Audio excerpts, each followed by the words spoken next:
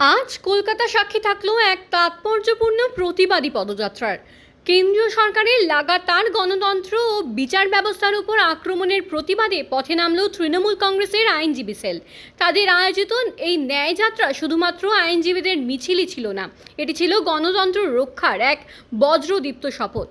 দুপুর গড়িয়ে বিকেল হতেই হাইকোর্ট চত্বর থেকে মিছিলে পা মেলালেন রাজ্যের দুই গুরুত্বপূর্ণ মন্ত্রী, বরিষ্ঠ জননেত্রী চন্দ্রিমা ভট্টাচার্য এবং রাজ্যের আইনমন্ত্রী মলয় ঘটক। তাদের উপস্থিতি এই প্রতিবাদকে এক নতুন মাত্রা প্রদান করে।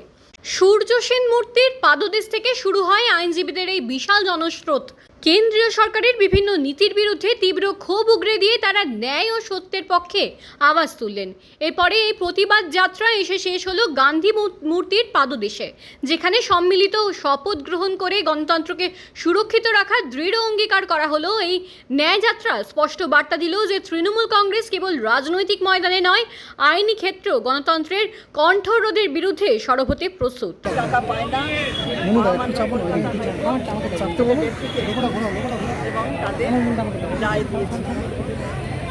আবাস যোজনার টাকা আসে না, রাস্তা মেরামত টাকা আসে না, জল তার টাকা আসে না।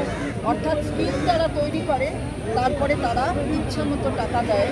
বিজেপি শাসিত রাজ্যগুলো টাকা পায়, অথচ আমরা টাকা পাই না। তো আমরা একটা গণতান্ত্রিক দেশে আছে। ভাই ভীষণ কি এটা নিচু বড় বোনটা ভাই মুখে ঢুকে যাচ্ছে, নিচু বড় নিচু বড় রাজ্যে অন্য সরকার থাকতে পারে, অন্য দলে, কিন্তু তার মানে এই নয় যে মানুষ সেখানে তাদের প্রাপ্য অধিকার থেকে বঞ্চিত।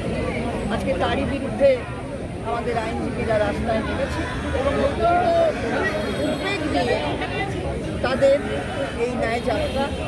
আপনারা দেখেছেন যে আইনজীবীদের মধ্যে উৎসাহ, কারণ তারা জানাতে চায় মানুষের কাছে যে তারা সঙ্গে আছে।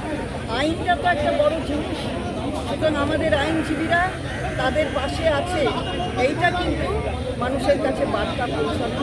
এবং তার সাথে আমরা দেখি যে এই রাজ্যে যিনি বিজেপির সভাপতি, তিনি কেন্দ্রীয় সরকারের মন্ত্রীও বটে, যেভাবে নোংরা ভাষায় এবং মহিলাদের চেপে যাও তাতে অঙ্গ করেছেন, তার ভাষার অঙ্গ, সেইভাবে প্রশাসনকে গালিগালাজ করেছে, এটা ধিক্কার জানায়।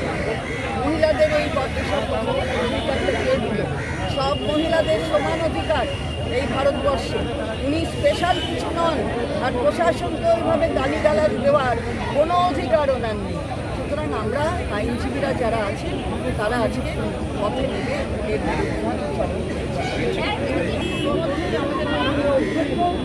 তিনি বিধানসভা শেষে উত্তর দিয়েছেন, বিধানসভায় তারা আসবেন, অভিযোগ করবেন, কিন্তু অভিযোগ তুলে যাদের বিরুদ্ধে অভিযোগ করছে তাদের জবাব শুনবে না। তাই তাদের কথাগুলো এক্সপেন্স করতে হবে, তারা যদি না শুনে চলবে। আপনাদের কিছু বলেন বলে যাবেন, আপনাদের কথা শুনেছি আমরা, আমাদের কথা শুনতে জবাব দিতে হবে। তো এই দিনটা আসলে এই পরিষদীয় রাজনীতিটা করতে ইচ্ছুক নয়। জনপ্রতিনিধি হয়েছে, কিন্তু বিধানসভায় এসে মানুষের জন্য প্রতিনিধিত্ব করে তাদের কি বলার থাকে